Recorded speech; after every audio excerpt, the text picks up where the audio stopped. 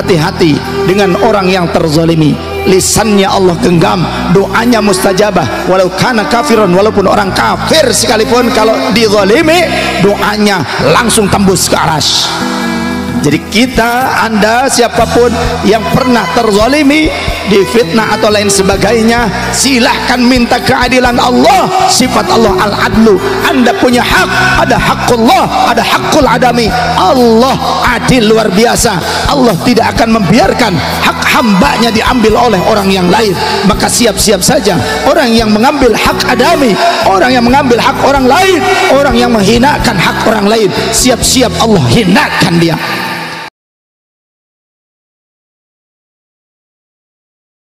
Jadi tentara Dajjal itu apa senjatanya? Kebalikan yang tadi. Jika Al-Mahdi dan Mahdiyin ini mencintai umat, dia membenci umat. Jika ini menjaga biar enggak mengkafir-kafirkan orang, akhirnya mereka mengkafirkan, kafirkan. Dan itu bukan hanya masalah satu kelompok, Pak. Kelompok mana aja. Kelompok mana aja.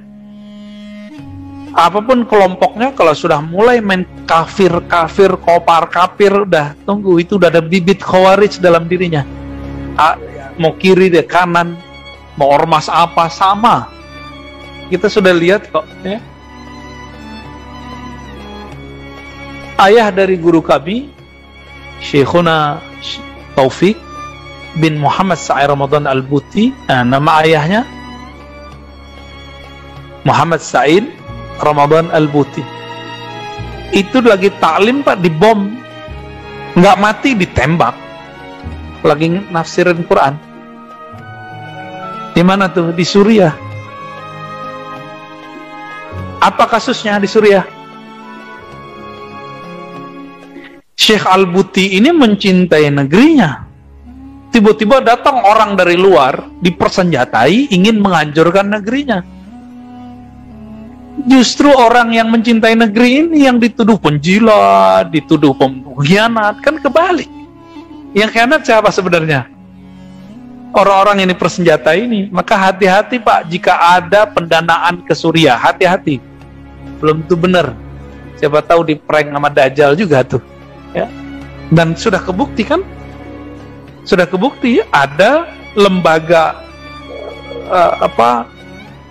fundraising kita di Indonesia kirim, kita nggak tahu mereka sengaja kirim ke pemberontak Suriah atau emang salah kirim, kita nggak tahu sampai sekarang. Dihentikan kasus itu karena menghargai sosok ustadz di belakang fundraising ini. Karena masih menghargai negeri kita, masih. Kalau nggak habis itu, Pak. Ya.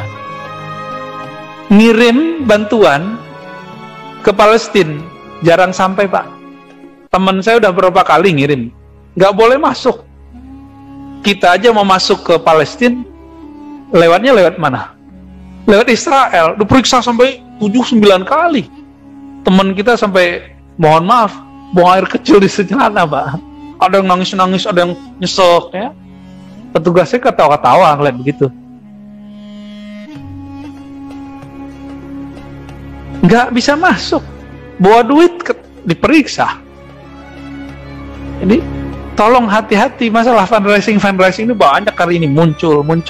Nah, kita nanti disentuh dengan foto-foto, ya. Pastikan bener nggak nyampe. Kalau nggak bener, nggak valid, nggak usah dikirim. Ini agak berat ini. Ini sudah mulai, ya. Makanya Nabi mengajarkan doa dalam sholat. Allahumma inni a'udzubika min fitnatil qabri wa adzabin nar wa fitnatil masihid dajjal. Hadisnya sahih Bukhari dan Muslim. Ya Allah, lindungi aku dari cobaan di kubur, azab neraka, dan fitnah cobaan, artinya kekacauan. Fitnah, cobaan, kekacauan karena Al-Masih Dajjal. Jadi jangan main santai-santai aja, Pak. Kita harus mulai membenahi kolbu kita. Udah hidup jalani seperti biasa, tapi mulai belajar ilmu kolbu, ilmu jiwa, ilmu rohani, ilmu ruh. biar menghadapi kalau umur kita panjang nanti. Ya. Karena Nabi mengatakan, setiap orang yang ketemu Dajjal mengira dia masih beriman padahal dia sudah kafir. Tentu teman-teman sekalian, kita sudah tahu ciri-ciri orang munafik ada 4, dan ini dihindari sama sekali. Kalau mereka berkata selalu dusta. Orang mukmin selalu jelas, jujur, enggak ada dusta dalam hidupnya. Yang kedua adalah kalau diberikan amanah dia berkhianat. Apapun titipan orang namanya amanah. Benda kah, perkataan kah. Saya cerita sama kamu tapi jangan ceritain orang ya. Amanah tuh. Jangan ceritain orang. Jangan datang kepada teman. Ada teman yang cerita tapi katanya jangan cerita orang. Kamu jangan cerita orang ya, sama aja bohong. Jangan ceritain, amanah. Termasuk amanah kalau dititipkan jangan dipakai. Titipin motor, titipin mobil, nah, dititip ya titip, amanah, jangan disentuh. Gak boleh sama sekali kecuali kita izin sama pemiliknya. Amanah juga kalau orang kontrak rumah, hati-hati. Contoh-contoh amanah. Kita kontrak, kita masuk dalam rumah tersebut bersih, keluar harus sama. Gak boleh tercuil-cuil, rusak sana sini atapnya. Ah, ini kan kontrakan, bukan tanggung jawab saya. Loh, yang tinggal situ siapa? Kan kita. Dan rusaknya pada saat kita sedang tinggal, tidak ada urusan sama pemilik rumah.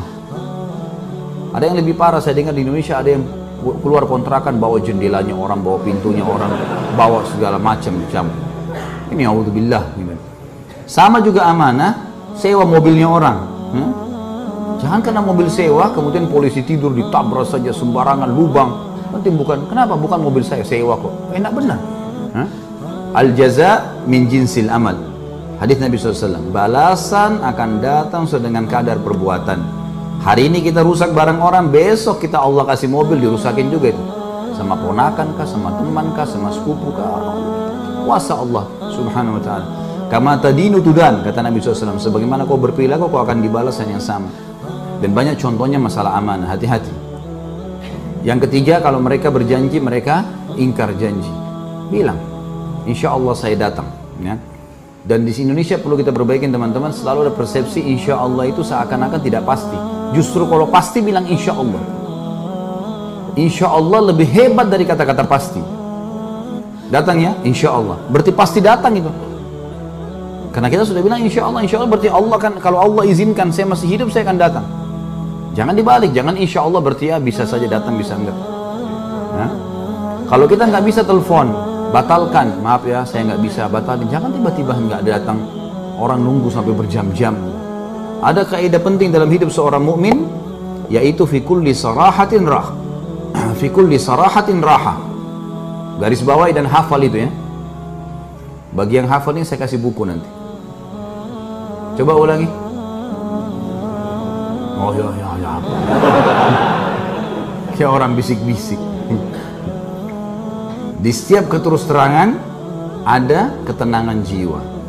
Terus terang. Datang ya, saya nggak bisa.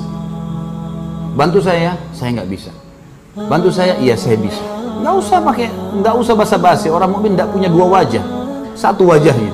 Iya, enggak, clear. Halal, haram. Nggak usah janji-janji. Nggak usah pakai nggak enak. Oh ini karena kita kadang-kadang di Indonesia ini nggak enaknya salah tempat. Mau diajak ke tempat salah, nggak enak nih. Ya nanti saya datang gampang. Padahal sebenarnya nggak mau datang. Nah, saya nggak bisa datang, haram itu. Nggak boleh saya datang. Saya sudah ikut pengajian loh. Oh kau sekarang berubah ya? Iya, saya berubah menjadi lebih baik, beriman. Mudah-mudahan kau juga bisa rasain. Gitu. Ayo kita ketemu di diskotik ya, nggak bisa, haram. Saya sudah tahu sekarang. Kamu yang hadir pengajian saya ya, balik aja dia. Besok nggak telepon lagi tuh. Dia sudah tahu udah berubah nih. Jadi mestinya begitu. Itu satu kaidah sederhana menyelamatkan kita dari sifat kemunafikan. Nggak ada wajah dua, jelas semuanya. Ini orang kalau berumah tangga enak, orang kalau berparar bisnis enak, orang jadi atasan enak, jadi bawahan enak, semua enak. Karena orang tahu orang ini ya apa yang dia bilang ya iya. Nggak ada yang rahasia, nggak ada sesuatu yang dirahasiakan. Dalam arti kata memang ada hal-hal yang boleh kita rahasiakan ya. Tapi kalau umumnya memang orang tahu ya sudah nggak masalah. Kemudian yang keempat adalah kalau mereka berdebat, mereka curang. Itu sifat orang munafik yang keempat. Kata Nabi SAW, kalau 4 hal ini ada pada seseorang, pastikan dia munafik tulen sampai dia bertobat. Jadi kalau dia berdebat, curang. Di sini kenapa dikatakan berdebat curang? Karena orang beriman tidak butuh berdebat. Tidak butuh. Teman kita benar, oh iya, Anda benar, saya terima. Selesai, clear. Di setiap keterus terangan ada ketenangan jiwa. Oh iya, benar nih, saya yang salah, saya terima. Kan clear. Orang yang suka berdebat walaupun dia salah, ciri munafik. Karena dia tidak mau kalah. Makanya orang munafik, cirinya. Ini yang dimaksud dengan dia curang, artinya biar juga jelas-jelas salah, tetap ngotot. Ada orang seperti ini teman-teman, jangan dijadikan sebagai sahabat. Orang yang baik, orang yang selalu menerima kalau benar. Kalau kita dinasihatin oleh orang lain, tugas kita menerima, mencerna, memilih yang baik, dijalankan. Bukan kalau orang nasihatin kita, pikir poin apa yang bisa saya pegang, lalu saya balas. Banyak orang begitu dinasihatin. Dia dengar tapi dia pikir, ah ini poin ini. Nah, tapi kan tadi kamu ngomong begini, bantah. Gak usah bantah, gak perlu. Orang kasih nasihat ya terima kasih, alhamdulillah. Baiklah. Kalau dia salah, dia hardik kita, terima transferan pahala gratis. Dia caci maki segala, ya, oh iya. Senyum saja, bagus, terus aja. Saya terima transfer tuh. Saya pernah cerita ini, Ibnu Abbas radhiyallahu anhu pernah pakai jubah baru lalu dicaci maki oleh orang. Kamu begini, kamu begitu, kamu macam-macam. Apa yang terjadi? Ibnu Abbas diam sambil senyum. Sudah selesai orang itu caci maki, oleh Ibnu Abbas dibuka jubahnya. Ini hadiah buat kamu. Sampai malu orang itu. Tadi caci maki dia, kenapa Ibnu Abbas pakai baju baru? Cemburu gara-gara bajunya orang. Kenapa? Baju di badannya orang.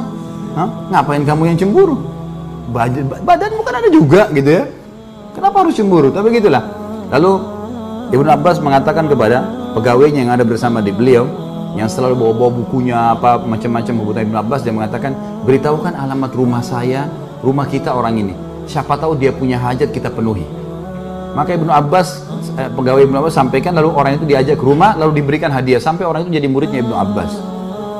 Teman-teman sekalian, jangan pernah balas kebodohan dengan kebodohan, tapi balas kebodohan dengan kepintaran. Orang teriak caci maki, biarin aja. Jangan kita ikut-ikutan. Kalau ada dua orang, dua-duanya ribut, dua-duanya jelek nggak? Dua-duanya sama jeleknya. Biar tampannya bagaimana jadi jelek juga. Matanya belalak, mulutnya besar-besar kelihatan, ludahnya muncrat semua. Jadi jelek. Kata Nabi SAW, kalau dua orang bertengkar, maka yang memulai pertengkaran dilaknat sama Allah tuh. Yang diam ini dikasih pahala sampai rivalnya ini balas. Kalau kita ikut balas, maka kita juga sama dengan dia. Jangan balas kesalahan dengan kesalahan, kebodohan dengan kebodohan. Kita digibah, kita juga gibah, itu kebodohan.